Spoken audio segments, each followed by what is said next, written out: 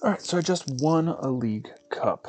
Very, very excited. This has been my third cup that I've participated in this season. The first one that I've won. The other two I have just barely missed out on due to misplays, but locked in, put my thinking cap on, put my stinking Gholdengo cap on, got a frontside Indy going, let's go. And this is the deck that I used to win the cup.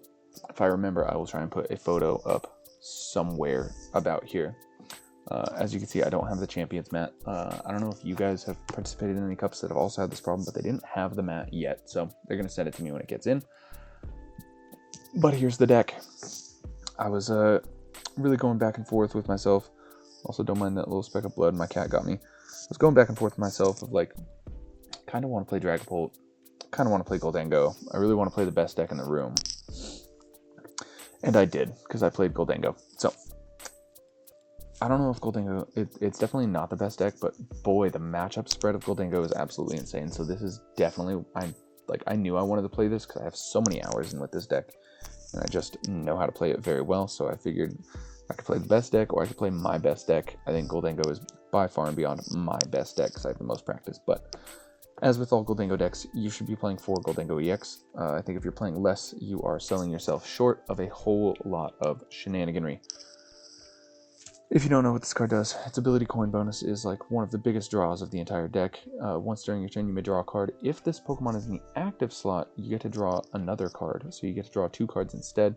So you'll be switching this guy around, picking him up with Turo, just drawing a bunch of cards. And its attack, Make It Rain, for 1 metal energy, does 50 damage for every basic energy you discard from your hand. Very, very crazy, and that is the entire goal of the deck. If you guys have seen my Dengo lists before, not a whole lot has changed, though there are some sneaky techs here. It's not a whole lot that really changes with Mega Evolution for Gholdengo. They gain a new draw engine and a few sneaky things that we can run as well. Once again, we are running 4 Gimmighoul. All of them are the minor errand running. You can run the continuous coin toss one, but I don't like running any Gimmighoul that has less than 70 HP. And I don't think the new Slap that came out in Mega Evolution is better than minor errand running. Because you get to search your deck for 2 basic energy cards, reveal, and put them into your hand, especially now that we're not running Energy Search Pro, which again, I'm not sure which variant I like the most, but since we're not running Energy Search Pro here, being able to get energies into your hand is absolutely tantamount to your success. Since it's Mega Evolution, we are still running 2 Lunatone, 2 Solrock, very, very good. Lunar Cycle, crazy ability. Once during your turn, if you have Solrock in play, you discard a basic fighting energy and draw 3 cards. You can only use one lunar cycle per turn, but very, very strong, being able to draw 3 cards on top of your Gholdengo drawing you cards, on top of your Fezandipiti drawing you cards. You draw a crazy amount of cards in this deck to the point where you're gonna have a 16 to 20 card hand a lot of the time. Your opponent's gonna want to play Judge, they're gonna want to play Iono, and then the next turn you just keep drawing cards, so it doesn't really matter that much. Solrock, underrated hero of this deck. Cosmic Beam, if you don't have Lunatone on your bench, this attack does nothing, but it's unaffected by weakness or resistance, hits for 70 for 1 energy. Very, very good early game attacker, and I really do like the rocks in this deck for being able to keep a 1 prize board state, which is crucial in the mirror, and I did play a mirror match at this event. 1 Genesect EX. I really wish you could get 2 in this list, but the list is pretty tight, and honestly, the 1 has been sufficient. You're gonna prize it sometimes, but a lot of times it doesn't matter if you actually have this guy on the board, because as I mentioned, you want to be able to maintain that single prize board state as much as you can. But the Metallic Signal says once during your turn, you can search your deck for up to 2 Metal Evolution Pokemon, reveal them, put them into your hand, shuffle your deck. Now it does say up to. This is something that's very, very important with this deck. If you have already searched all of your Gholdengos, you can still activate Metallic Signal and fail it just so you have the ability to shuffle your deck. So this does come up a whole lot if you get Iono'd from a big hand and you have a lot of important pieces in your hand. You can use Genesect before you start drawing cards with your other effects so that you can shuffle that hand from the bottom of the deck back into the deck and try to draw into more of your pieces. Very, very crucial. One of the best cards in the deck, not even just for the consistency of searching your Gholdengo, but the ability to help you recover off of that Iono.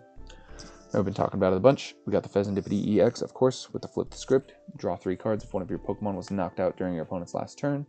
And we don't attack with Cruel Arrow, but I guess in a crazy madman's world, you could.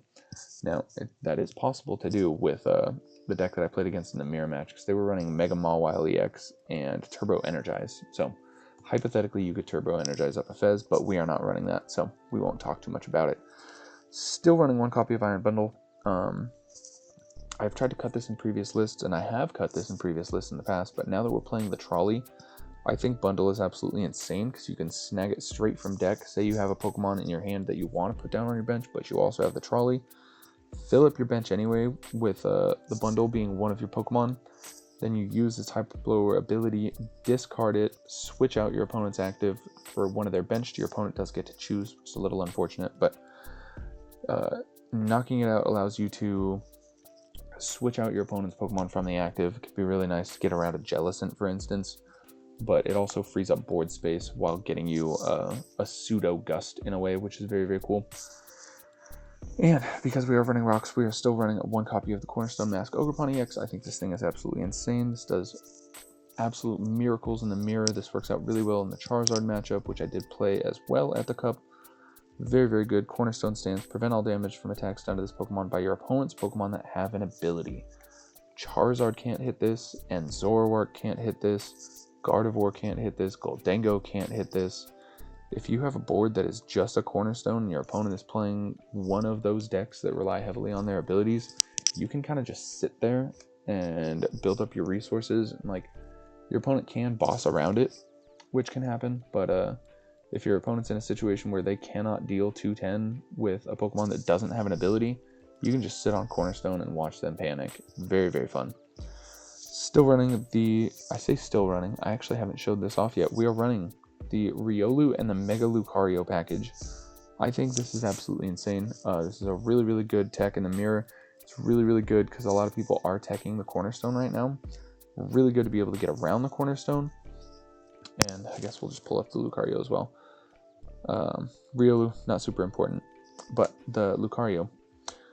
Aura Jab 130 doesn't come up a whole lot, but it is kind of nice to be able to get some energies onto your board. If, say, you need to pull yourself back to a single prize board state, you can use Aura Jab, smack 130, and be able to put fighting energy back onto your Solrock, for instance. This can also put it straight to your Cornerstone Mask, which is really, really important as well. But its Mega Brave attack is a big reason that we're running it. 2 fighting energy, not a very high cost if we're being honest. Does 270, so it notably does not have an ability. Like I already mentioned, this can knock out the Cornerstone, so it is a really, really good way to get an out around when your opponent is trying to just lock you down and kind of sit there and wall you. Really, really good there, and this is also really, really good against the Tord box deck, as it's been called.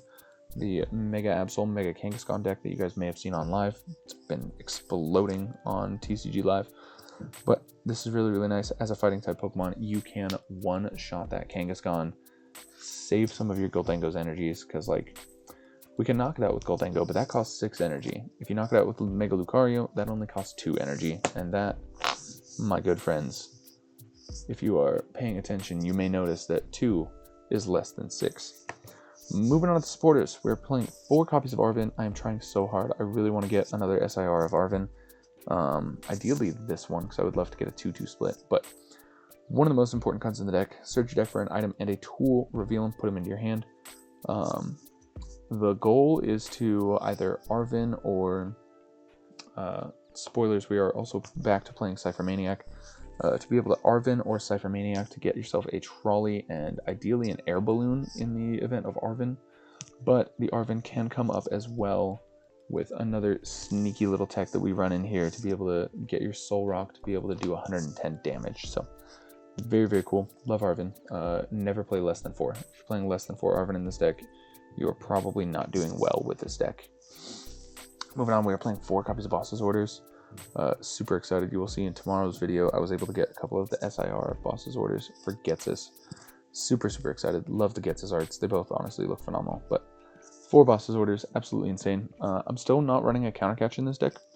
I know a lot of people do run Counter Catcher, but I don't really see that much of a need for it in this deck. Running 4 Boss is an absolute insane amount of gusting cards, and like Counter Catcher is not useful in the late game. And especially since we now generally want to go second with this deck more often than not, be able to use Solrock to take a 1-prize knockout on our very first turn going second, I find that the Counter Catcher doesn't really have as much value anymore, because we're not really going behind in prizes very often. So coming up next, we got 2 copies of Ciphermaniac Codebreaking. I have actually swapped this out for the Pokegear, because Pokegear can try and get you into your Arven, but if you get Ciphermaniac, this can get you into anything. And if you have kind of a dud turn, but you have a Ciphermaniac, like say you can't draw cards, so you can't get the Ciphermaniac search, Ciphermaniac can be very, very big on your next turn to be able to like set up, say, Boss's Orders on top of your deck, and then you just pass turn over to your opponent. If you get Ionode, congratulations, you have a Boss's Orders in your hand. But this is very, very good. I've been growing to like this more than Arven recently. I don't think that this is more important than Arven, because Arven's really good late game, or early game. It's frankly good all game. Cypher isn't that great in the early game, so I don't want to run a bajillion copies of it, but is really, really good once you have a Gholdengo, or even once you have a Lunatone established, because you can just draw as many cards as you want with this deck. It's absolutely insane. But the Cypher actually gets a whole lot better now that Lunatone is here, because we don't have to put a 2-prizer, like a 2-prize liability onto our board to be able to search things. So being able to have 2 Ciphermaniac in the deck, to be able to stack any 2 cards on top of your deck that you want. If you're unaware of what this card does, search your deck for 2 cards, shuffle your deck, put them back on the top of the deck in any order. Very, very good. Huge in this deck because you draw so many cards that it's basically just search 2 cards. Ciphermaniac, absolutely insane. Running 1 copy of Turo. This one was tough. I really, really did want to run a second copy, but during the cup, it didn't actually come up to run the second copy, so I'm not mad about it. But as I was looking down at the list, it was basically run 2 Turo or run 1 Turo, 1 Cornerstone were kind of the debate. And I ended up going with the Cornerstone just because it helps out in a lot of matchups. And like the Turo did come up, especially like the main time it came up was during the mirror match in the finals, which love that I got to play a Dango mirror in the finals. Let's absolutely go, baby. Came up in the finals. My opponent fell slightly short of being able to knock out my Genesect. They did 200 damage to it. Next turn I Turo'd it straight up, knocked out Gholdengo. Absolutely massive. Moving on to the items. As I've mentioned, we are still running the Precious Trolley build. My opponent in finals was actually running Prime Catcher, which I super duper respect, and I know a lot of people have been pivoting to like Legacy Energy recently as well, which I do think is really, really sneaky, and I do like it, because you're able to get your Gholdengo on board but still have a 1-prize board state, which is actually kind of crazy. But I've been really, really liking Precious Trolley, because this searches your deck for any number of basic Pokemon, puts them onto your bench, of course. This can get you so many things. So this can load up your bench with Gimmighouls to get you ready to evolve on the next turn into Gholdengos. One thing I really like to do with this is you get a Lunatone, a Solrock, a Genesect, a Iron Bundle, and a Gimmighoul. And that can all change depending on what you have in the active position, because ideally you want to have 2 Gimmighouls on board, a Lunatone, a Solrock, Genesect. A lot of times you don't actually go to Genesect because, again, we love that single prize board state that we can maintain with this deck very early in the game. But being able to tutor out Genesect straight from deck, this can also come up late game. I have definitely activated the Precious Trolley and only grabbed Fezandipiti EX, for instance, but it does really, really come up. This is just Nest Ball on crack, so absolutely one of my favorite ace specs that we've been able to run. And that is one thing that I do like about the Rocks build versus the eSearch Pro build. Sure, it can be a little bit slower to get set up, but it does allow you to actually play different ace specs and be able to actually take advantage of some of those absolutely crazy busted effects. Moving on, since it is Gholdengo, if you're not playing 4 Superior, you're gonna have a really, really hard time. I've thought about dropping this down to 3. I don't think you ever really should. That thought never really sticks around for more than like 12 seconds, but For Superior comes up a whole lot, came up a whole lot during this tournament because one of my, both my first round and my semifinal match was against a Mega Venusaur deck. So being able to Superior and keep a bunch of those energies running around, very, very important.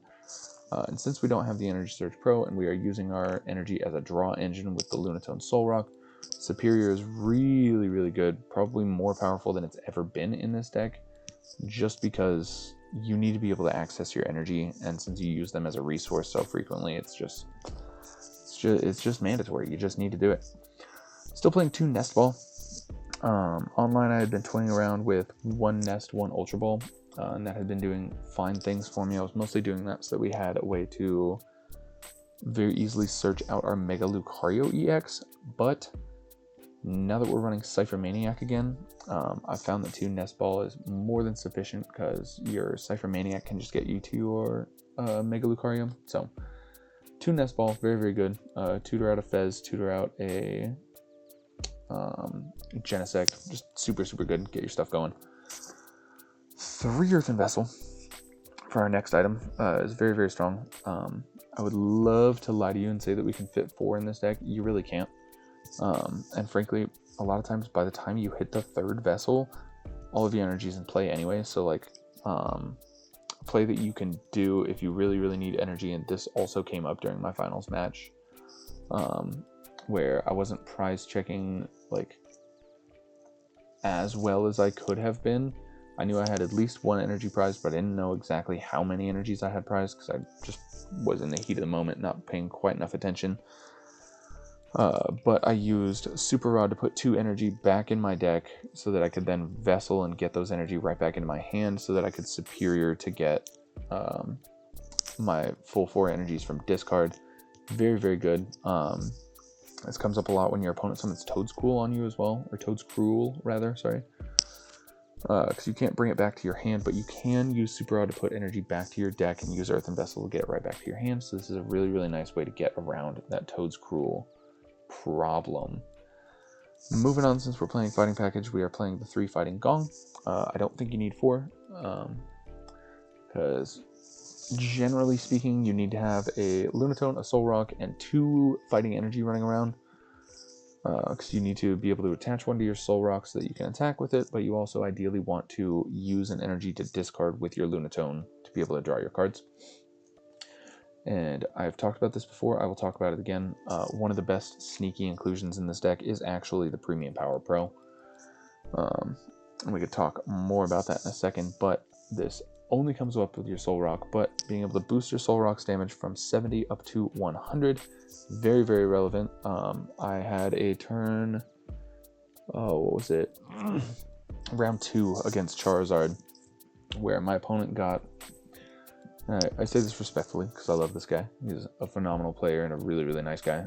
He got a little bit greedy with his maximum belt. He attached his max belt to a Charmeleon that was on bench. So on the next turn, I was able to Premium Power Pro on my Solrock, so that my Solrock did 100 damage instead. I was able to boss up the Charmeleon, knock it out before it became a Charizard, before it became a problem. So Premium Power Pro, absolutely massive in this deck, especially in tandem with the Vitality Band that we are running. So you can use Arven to grab Premium Power Pro and your Vitality Band, and now suddenly your Solrock is able to do 110 damage. Very, very good in the mirror, very good against Ceruledge, very good against Charizard, very good against Gardevoir. It's super good against Grimmsnarl as well. It just has a whole lot of uses, and I think more people should be playing Premium Power Pro. I think it's a very, very sneaky tech in this deck that I think people should be looking out for. And hypothetically, that can come up with your Mega Lucario as well to bump that Mega Brave from 270 up to 300. Take big knockouts. Very, very cool. Last 2 items in the deck. We are playing 1 Super Rod, as I have alluded to before. I wish there was space for a Night Stretcher in this deck. I truly, truly do. But Super Rod is very, very good. Being able to shuffle 3 combination of Pokemon and basic energy from your discard pile back into your deck. Having the Super Rod means that you're not really that worried about what you have to discard with Superior or with Vessel, because you know that you can Super Rod and just stick them back into the deck. And we are playing an Artazon, which we'll talk about later as well. So being able to Super Rod back, say 2 energy and a Solrock, Artazon your Solrock back, and then being able to Earthen Vessel and get those energies right back to hand. Now suddenly you have 2 fighting energy, 1 to attach, 1 to discard to draw cards. Very, very strong, very, very consistent. The number 3 is also somewhat relevant. I do wish it was more. When the fire support comes out, we are definitely going to be trying to build a deck, and we're going to be running Energy Recycler to put those 5 basic energy straight from discard right back to the deck, because the new Fire Breather supporter is going to be really, really, really good in this deck, I think. And we are playing 1 switch. The switch inclusion in this deck, I did swap this out for Picnic Basket, because they're both good in the same matchup, being Grimmsnarl. Grimmsnarl is really not that great of a matchup for Gholdengo anymore.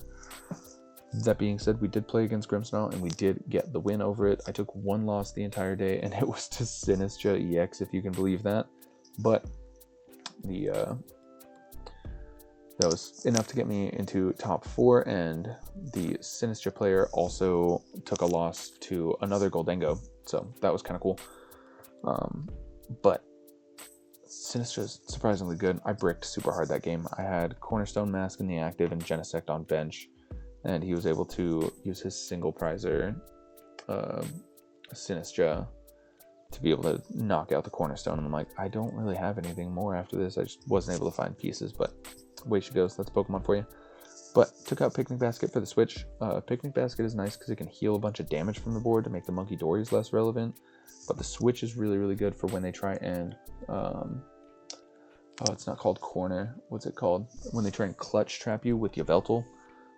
Which, of course, as I've mentioned, comes up in the Grimmsnarl matchup a lot. They really, really love that clutch Yveltal, but it also comes up in the new Tord box that's been running around recently. So having the switch around, very, very good. So between Turo, 2 air balloons, and a switch, we have a lot of ways to move things out of our active, which is very, very good.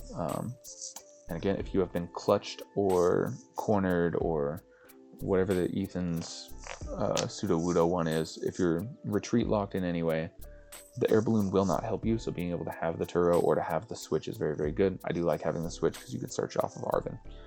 Now, we're playing 1 copy of Artazon. I do wish there was a way that we could play another stadium in this deck, specifically probably just a 2nd copy of Artazon, but that is mostly so that we can stadium bump our opponent. We don't actually need another Artazon in the deck, in my opinion. If you prize it, you prize it. A lot of times you end up just Precious Trolleying your entire board out anyway, but the Artazon is really nice, as I mentioned, with the Super Rod specifically as well. Once your opponent's knocked out a couple of your Soul Rocks, you can Super Rod them back into the deck, use Artazon to get it straight back to board. Very, very strong, very good. That is the only stadium we play. Moving on to the tools, we are playing 2 Air Balloon. I would love to get a gold copy, that way I can have 2 little fancy guys, but the retreat cost of this Pokemon, of the Pokemon this card is attached to, is 2 less. Very, very good in this deck. Everything has 2 retreat or less. So like your Genesect EX, someone tried to corner trap my Genesect, or no, they tried to counter catcher and just hope I didn't have the retreat, but I had Air Balloon in hand, so the counter catcher pass, and I just slapped down Air Balloon, brought him right back to hand. I'm shaking my entire desk, that is crazy. And our final tool, as I have alluded to, we are playing 1 Vitality Band. This comes up a whole lot with the Solrock and the Premium Power Pro, as I alluded to earlier, but this also comes up a whole lot in the Gholdengo Mirror. Being able to attach Vitality Band to a Gholdengo. Now to knock out your opponent's Gholdengo, instead of taking 6 energy each time, it only takes 5. And in this current iteration of Gholdengo, you definitely, in the mirror match, want to keep a single prize board state for as long as you can. But once somebody starts putting EXs up, you really, really have to be careful with your resources, because it is definitely a game of attrition. So being able to have the Vitality Band comes up a whole lot. You can knock out Gholdengo for 1 less energy. You can knock out Fezandipiti for 1 less energy. If you equip this to a Solrock, you can use the Premium Power Pro, so he can also knock out other Solrocks. But that 110 off the Solrock is really, really important to be able to hit. So you hit other Solrock, other Lunatone. You can hit Chi-Yu, you can hit Monkey Dory. Absolutely insane. There's a lot of really, really good cards that have 110. So having the Vitality Band to be able to get there is very, very good. Moving on to the energies. We're playing 3 copies of Metal. In the mirror match, like I said, he was playing Mega Mawile EX. He was running 4 Metal. And I definitely support it. running out of metals can definitely be a thing in this deck. You got to be a little bit careful with your resources. But generally speaking, nowadays, you don't really need to have more than 3. There's a small chance that all 3 of your metals are prized, but thanks to the rocks build, we can actually start chipping away at those prizes a little bit to hopefully be able to tag ourselves another metal. And we are, of course, still running 8 of the Fighting Energy. I was able to get another holo, but unfortunately, we still only have 4 golds. We're working on it. We're working on it, okay? So, we're playing 11 energy. I would love to fit a 12th, but frankly, 11 has been fairly sufficient. There's not really a whole lot that comes up that, whatever. He's not saying it. There's not a whole lot that comes up that you can't burn through with 11 energy. And, like, technically, one of them is attached to your Gholdengo, so you only have 10 energy to work with. But if you find something with 500 HP and you really, really need all 10 energy, that's a big yikes, dude. You're probably playing against Venusaur with the Hero's Cape, and frankly, if we have to spend 10 energy to knock out a Mega Venusaur, odds are you could probably boss around it. But in the opportunity that you do have to hit that 480 to be able to hit over the Venusaur, you can do it. It's just tough.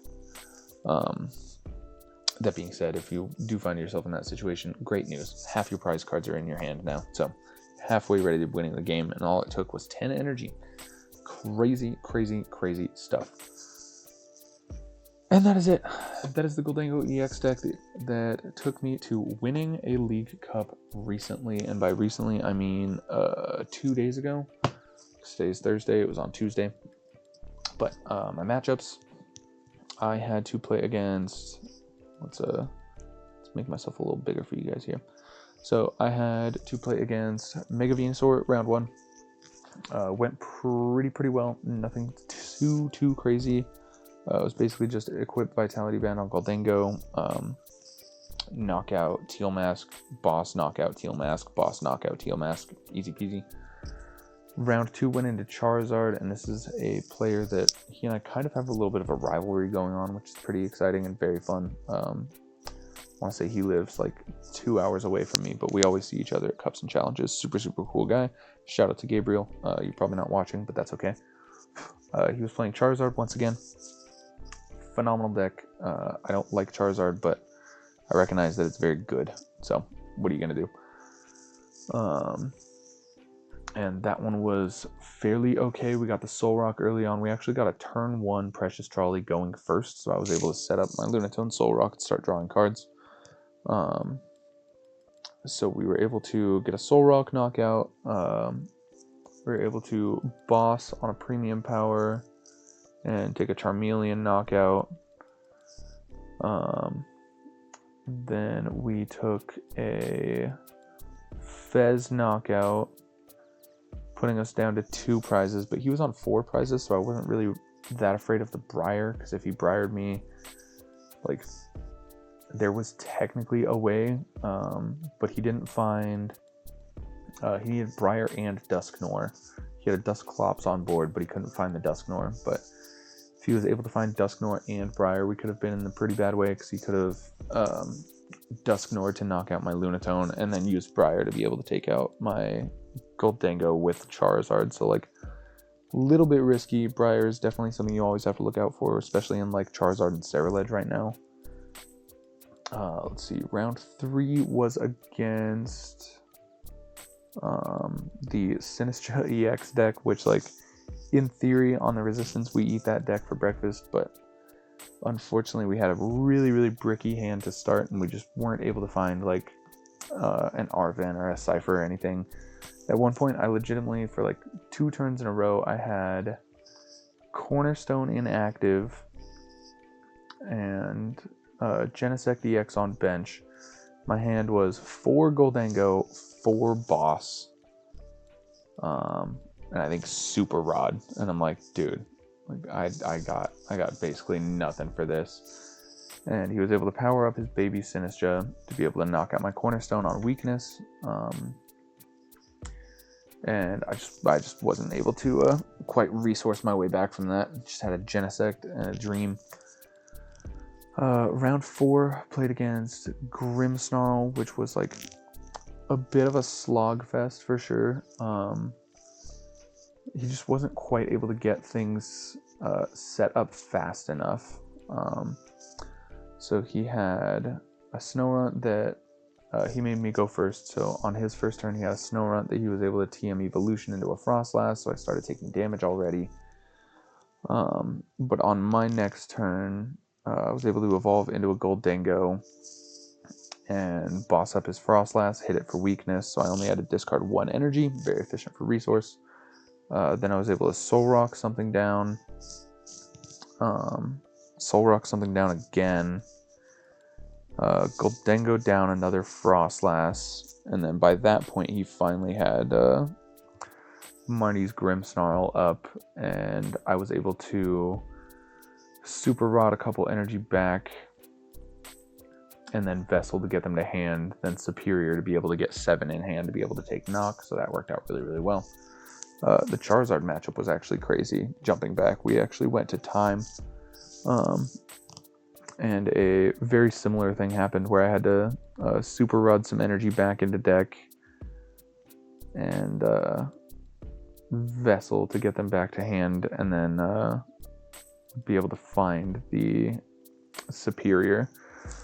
Which was really, really cool. Everybody else's matches were done, so we just had the entire room crowded around our table, and I'm like, alright, go get this, get these, get this, Superior for the other 4, and here's 7, extend a handshake, entire room exploded. It was super, super cool. Very fun interaction.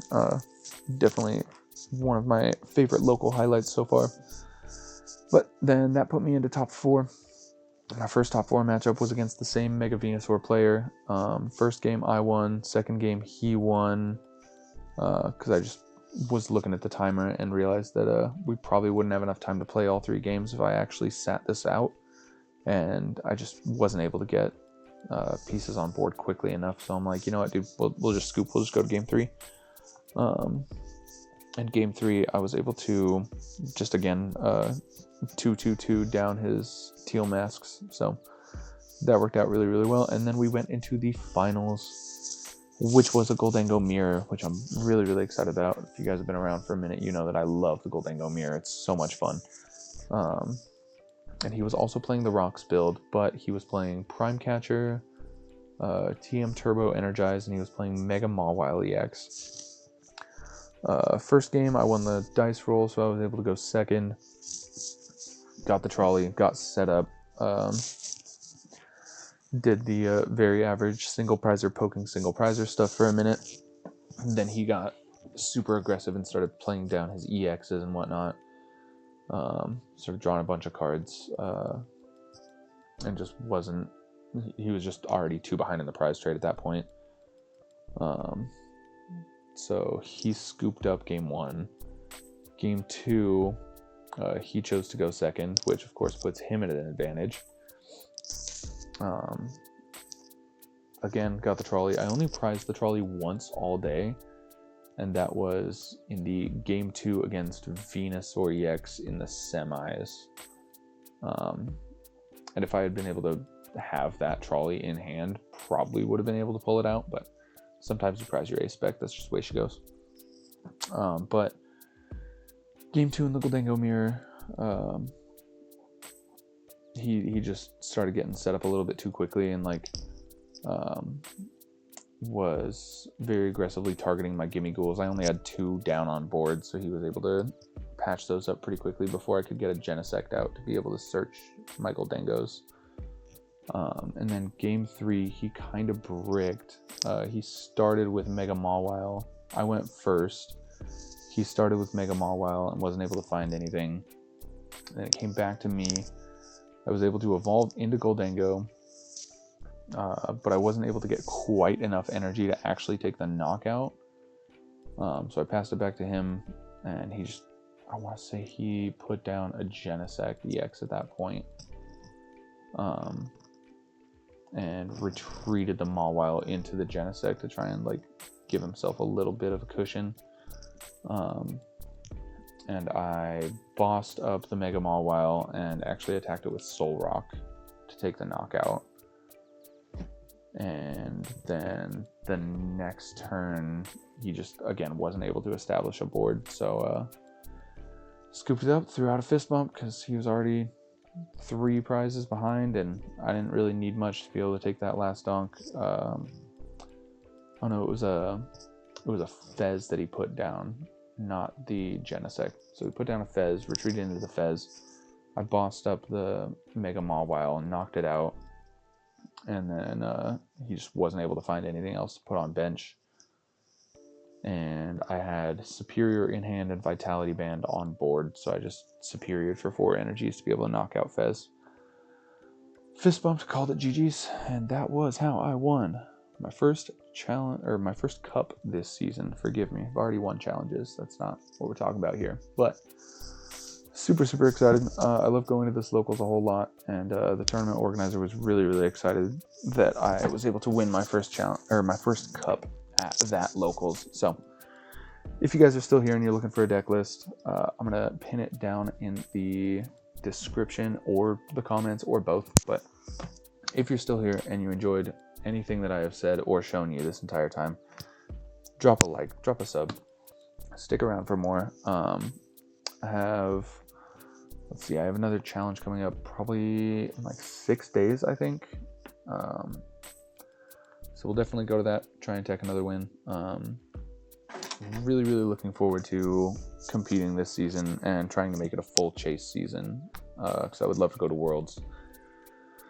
So once again, if you guys are going to the Seattle Regionals and you recognize me, come say hi. I would be happy to talk with anybody. And yeah, that's what I got for you guys today. Super long video. If you guys have stuck around to the end, thank you so much for being here. Comment Indy in the comments down below, INDY, if you made it to the end, so I know that you did. But I've been Santa, you guys have been awesome, and Gholdengo, best deck. I will see you guys tomorrow and we can talk about the prizing that I took home. Bye guys.